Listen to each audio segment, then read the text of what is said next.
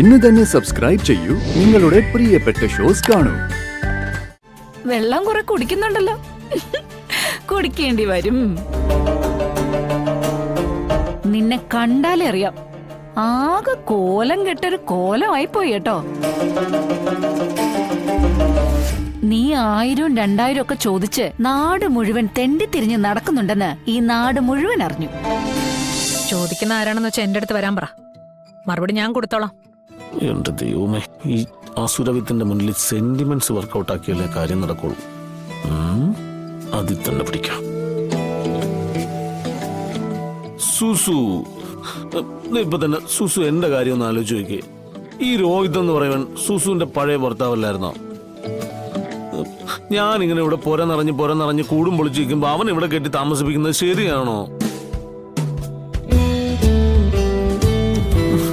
ആളുകൾ അതും ഇതൊക്കെ പറയില്ലേ? സൂസൂന അതിന്റെ നാണക്കേട്. എനിക്കും ഇങ്ങനെ നാണം കെട്ടൊരു അവസ്ഥയിൽ കൂടെ നിൽക്കാൻ ബുദ്ധിമുട്ടുണ്ട്. ശരിയാ, ഞാനത് ചിന്തിച്ചില്ല.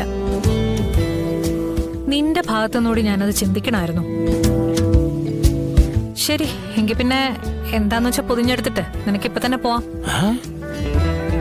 ഇവിടെ ഒരാളും നിന്നെ തടയില്ല. എന്നാ വിട്ടോ. അങ്ങനെ പോവില്ലേ, ഞാൻ പറയട്ടെ നില്ലേ.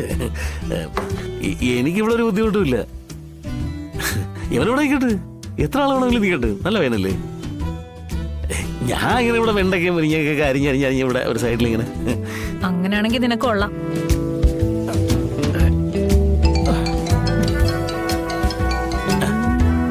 ഹലോ, അതെ. അതിൻ്റെ ഇടയ്ക്ക് അനന്തശാനായല്ലേ, നീ സൂയിക്കാൻ ജനിച്ചവൻറാ. ഇതൊരു നടക്കൊന്നും പോകുന്ന ലക്ഷണം ഇല്ല.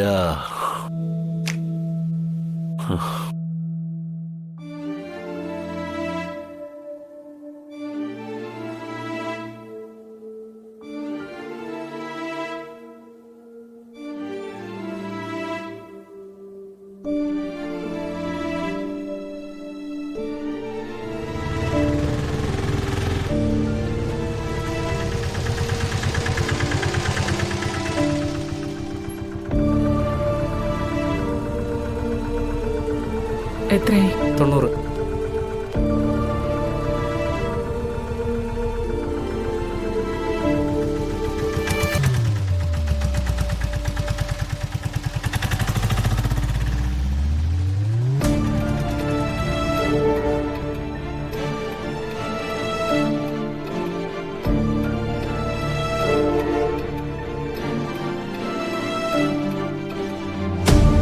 പിള്ളേ, അവര് മുകളിലോട്ട് പോയിട്ട് കുറെ നേരം ആയല്ലോ. എന്തെടുക്കുമായിരിക്കൂടോ? എനിക്കെങ്ങനെ അറിയാനോ സാറേ, ഞാൻ പോയി നോക്കണോ? ഓ വേണ്ടടോ, എന്താ വെച്ചാ ആയിക്കോട്ടെ.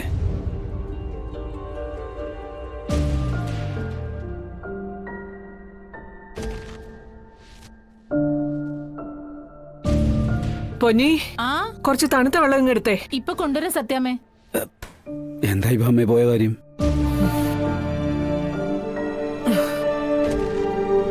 നടന്നില്ല, ഇനി അത് പ്രതീക്ഷിക്കണ്ട.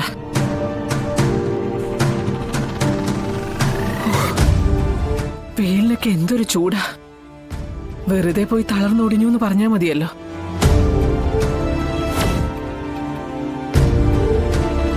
വെയിലിനൊക്കെ പണ്ടും ചൂടുണ്ടായിരുന്നു സത്യഭാമേ.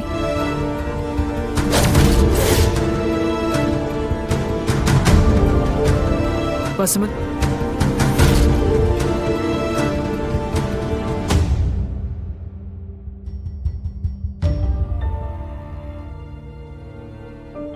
അന്നൊന്നും അകത്തമ്മ പുറത്തേക്ക് ഇറങ്ങില്ലായിരുന്നല്ലോ.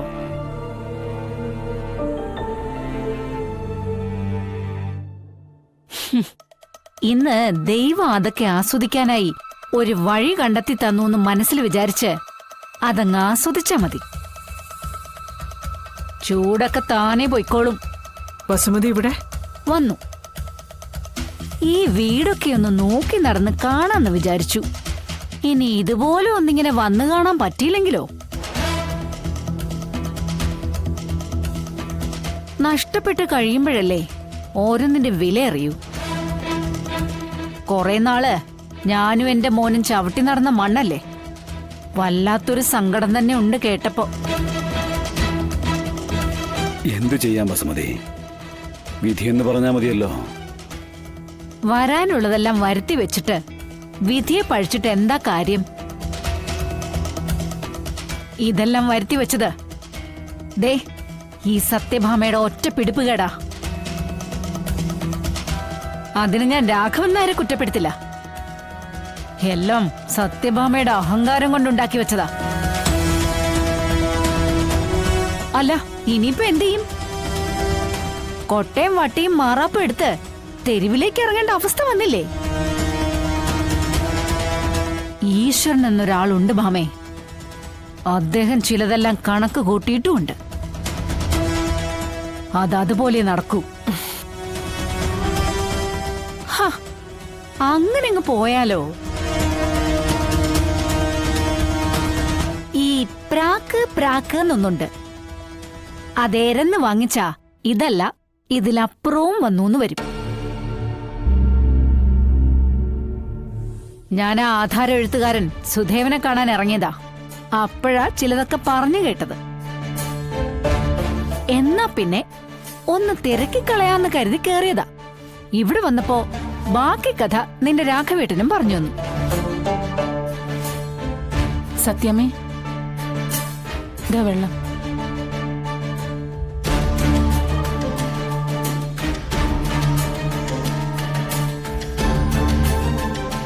വെള്ളം കുറെ കുടിക്കുന്നുണ്ടല്ലോ. കുടിക്കേണ്ടി വരും. നിന്നെ കണ്ടാലേ അറിയാം, ആകെ കോലം കെട്ടൊരു കോലമായിപ്പോയി കേട്ടോ. നീ 1000 2000 ഒക്കെ ചോദിച്ച് നാട് മുഴുവൻ തെണ്ടിത്തിരിഞ്ഞ് നടക്കുന്നുണ്ടെന്ന് ഈ നാട് മുഴുവൻ അറിഞ്ഞു.